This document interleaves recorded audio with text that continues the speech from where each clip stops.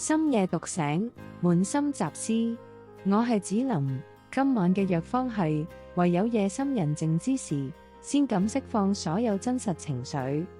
白日要維持得體穩定嘅模樣，所有煩惱、壓力、委屈全部壓抑心底。等到所有人入睡，自己獨自清醒躺喺床，先任由雜思湧上心頭，細數一路走過嘅辛酸。唔想打擾任何人，亦唔會同任何人訴說，獨自熬過漫長黑夜。好多心酸唔適合講出口，只適合深夜一個人慢慢消化。難道每個深夜獨醒嘅成年人都要獨自捱過滿心愁緒？